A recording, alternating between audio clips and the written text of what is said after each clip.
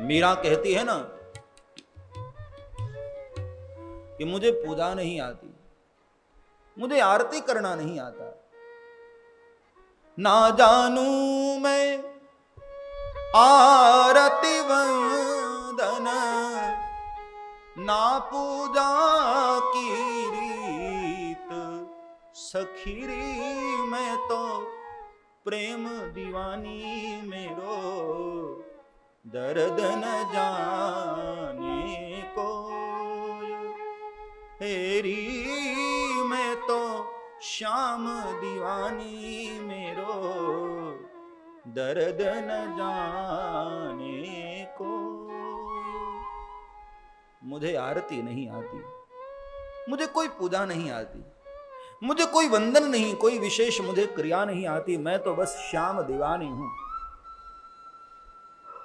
अब सोचो, जिस मीरा की साक्षात गोविंद से बातें होती थी, वो मीरा कहती है मुझे पूजा नहीं आती, हाँ मुझे और कुछ नहीं आता। ये सब भक्तों का दैन्य भाव है। अब आदिगुरु शंकराचार्य महाराज को देखो, मात्र 8 वर्ष की आयु में कहते हैं उन्होंने वेद का भाष्य कर दिया था।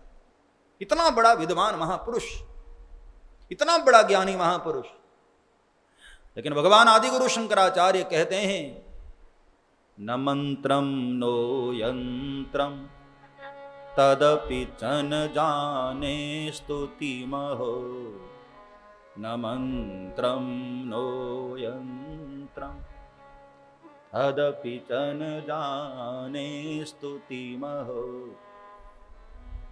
हे प्रभु, मुझे कोई मंत्र नहीं आता है, हाँ मुझे कोई यंत्र, कोई विधि विधान नहीं आती है, ना ही मुझे कोई स्तुति आती है। अब इसको पढ़कर कोई सही मान ले, अरे तो ऐसे इनको कुछ तो आता नहीं। क्या भगवान आदिगुरु शंकराचार्य को स्तुति नहीं आती थी? क्या प्यारी प्यारी स्तुति किए हैं भगवान आदिगुरु शंकराचार्य। इतने प्यारे प्यारे मंत्र लिखने वाले, और वो महापुरुष कह रहा है कि मालिक मुझे कोई मंत्र नहीं आता है। अब शबरी मैया को देखो,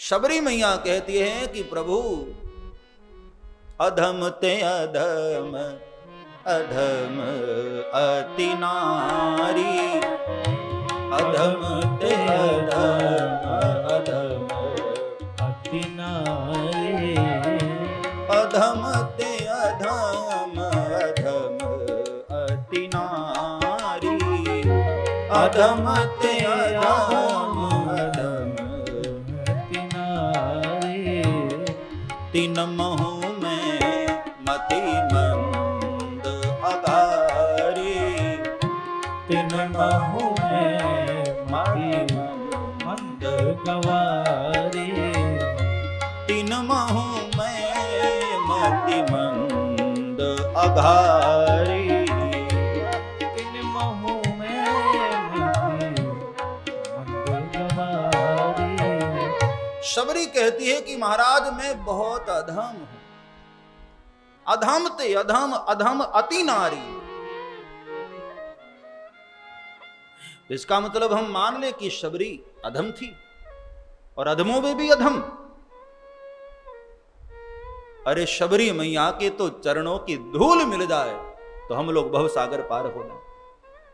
इतनी महान आत्मा, लेकिन खुद को कह रही है शबरी की नहीं मैं तो अधम। और ऐसी कथा आती है कि जब शबरी भील कन्या है, वो शरीर से शबर राजा की बेटी, जब मतंग ऋषि के आश्रम में आई और कहते हैं एक दिन पंपा सरोवर में जल पी लिया उसने, तो आसपास के महात्मा लोग बड़े नाराज हो गए। सबने शबरी पर पत्थर बरसाए और मतंग ऋषि को आकर कह दिया कि जब तक ये कन्या तुम्हारे आश्रम में है, खबरदार ये पंपा सरोवर गई तो हम लोग तुम्हारे आश्रम में ना आएंगे।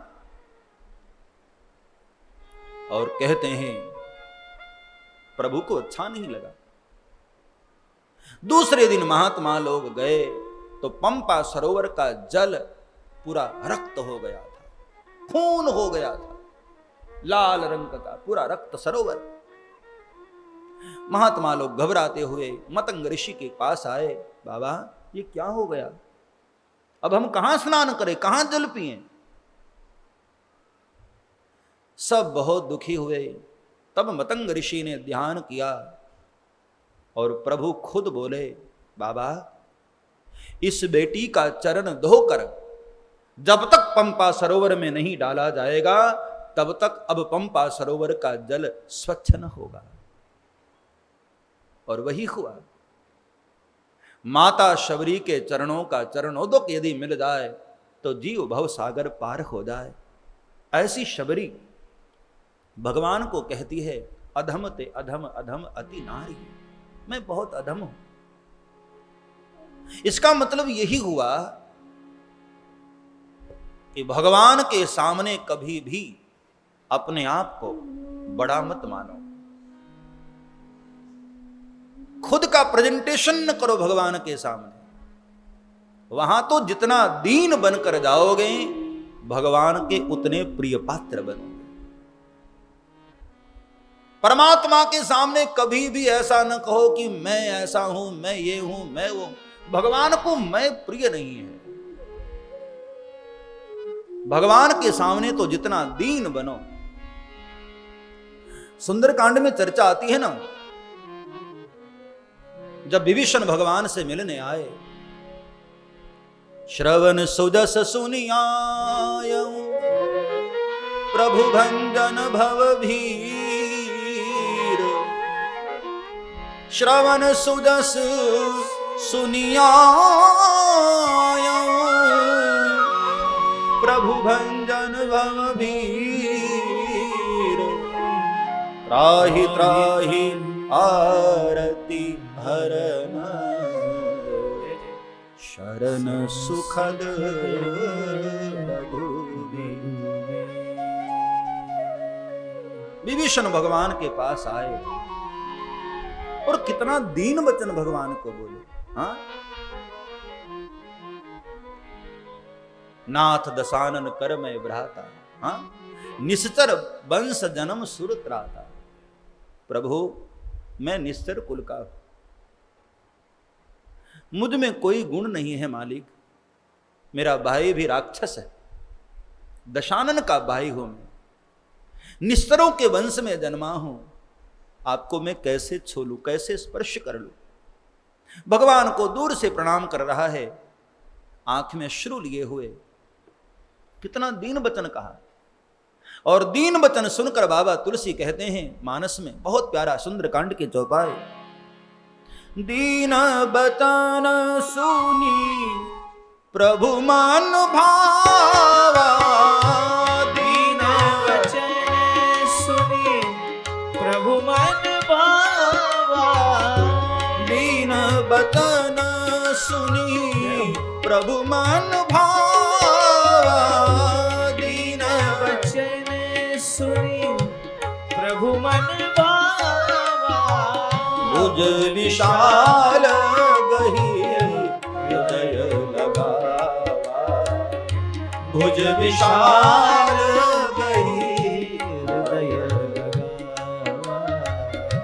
दीन वचन सुनी प्रभु मन भावा। दीन वचन सुनी प्रभु मन भावा। बाबा तुलसी ने कितना गुप्त रहस्य उजागर कर दिया। हाँ, बाद में इस चौपाए को सुनकर सबको बहुत आनंद हुआ कि आह, भगवान के नजदीक जाने का सीक्रेट मिल गया। दीन वचन सुनी प्रभु मन भावा।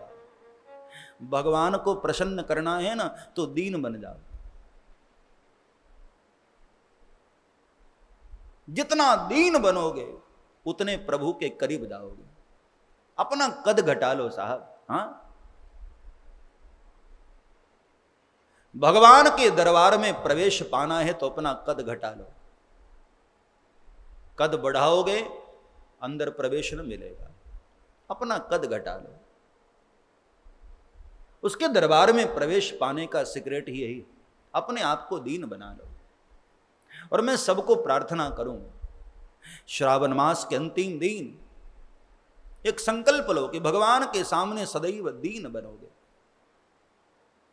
अब सोचो, मान लो विभीषण आया होता और कहता कि महाराज मैं सोने की नगरी से आया हूं, सोने की लंका नगरी से आया हूं, सब कुछ छोड़कर आया हूं, इतना इतना मैंने त्यागा है, ये किया है, वो किया है। मैंने सुना है कि एक बार भगवान शंकर और पार्वती मां महाकाल अपने सशरीर उज्जैन नगरी में जरा विचरण करने निकले, जरा घूमने निकले। तो कहते हैं राजा भर्तृहरि सब त्याग कर स्मशान में रहते थे, बिल्कुल एकांत में। पत्नी से धोखा मिला था, मन टूट चुका था, बड़े वैराग्यवान हो गए थे और सब छोड़कर स्मशान में बैठे थे। तो माता पार्वती की नजर गई और कहा, बाबा देखो राजा भर्तृहरि कितने बड़े त्यागी, क्या अद्भुत त्याग है बेचारे का।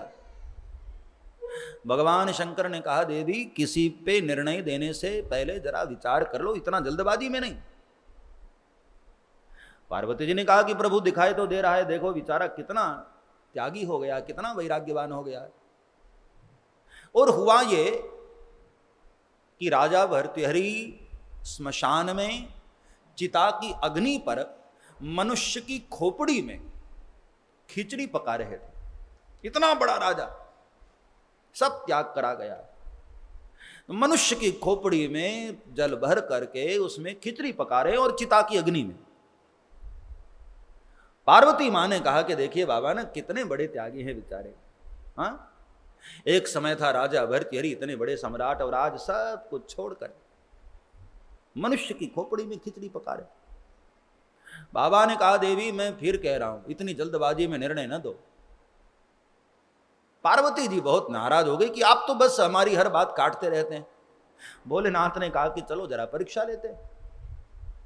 और दोनों ब्राह्मण ब्राह्मणी का वेश लिए पहुंच गए राजा भर्तृहरि के पास। अब राजा भर्तृहरि ने उसी समय खिचड़ी तैयार कर लिया है और अब भोजन करने जा रहे थे। इतने में ब्राह्मण का वेश बना करके भगवान शंकर पहुंच गए। भिक्षाम देहि, भैया बहुत भूख लगी है मुझे। तो राजा भर्तृहरि ने मुस्कुरा कर कहा, आइए ब्राह्मण देव, और सारी खिचड़ी उनके पात्र में दे दिया। पार्वती जी बहुत खुश हो रही थी कि अब बताइए क्या कहेंगे, मेरी बात सत्य हुई ना। भोलेनाथ ने कहा, अरे अभी रुक तो जाओ देवी, ये तो आधा त्याग तुमने देखा। तो भगवान शंकर ने पूरी खिचड़ी जब मिल गई तो भगवान शंकर ने कहा कि नहीं नहीं भैया, मैं भूखा हूं इसका मतलब ये नहीं कि मुझे अपना धर्म पता नहीं।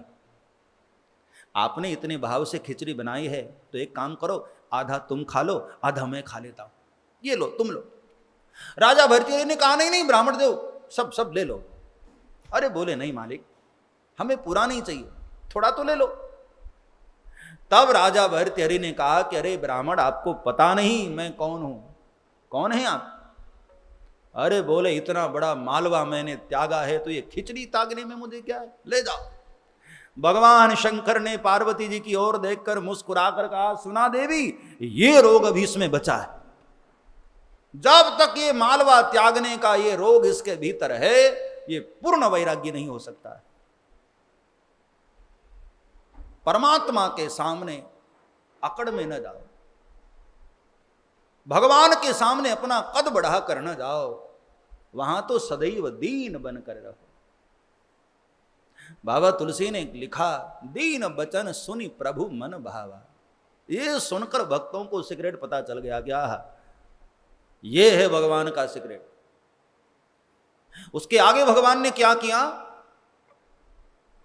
अपनी भुजाएं उठाकर भुज विशाल गही हृदय लगावा। भगवान ने तुरंत अपनी भुजाएं फैलाई और विभीषण को अपने अंक में भर लिया, अपने हृदय से लगा लिया।